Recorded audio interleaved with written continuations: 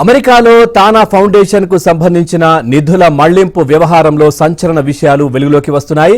Foundation మాజీ కోశాధికారి శ్రీకాంత్ పోలవరపు భారీగా నిధులను తన సొంత సంస్థకు మళ్లించినట్లు ఆరోపణలొచ్చాయి.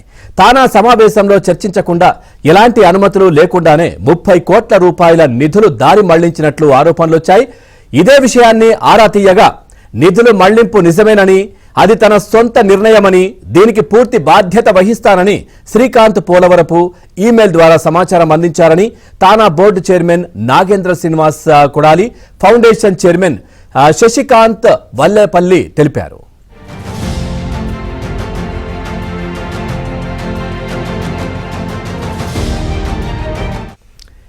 ఈ వ్యవహారంపై ఈ నెల 23న తానా బోర్డు అత్యవసర సమావేశం నిర్వహించింది.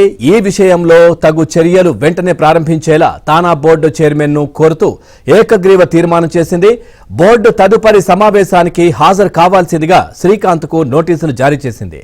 న్యాయపరమైన సలహాలు తీసుకుని ముందుకెళ్తామని, ఫౌండేషన్ కార్యక్రమాలకి ఎటువంటి ఆటంకం కలగకుండా చర్యలు తీసుకుంటామని బోర్డు చైర్మన్ నాగేంద్ర శ్రీనివాస్ కొడాలి వెల్లడించారు.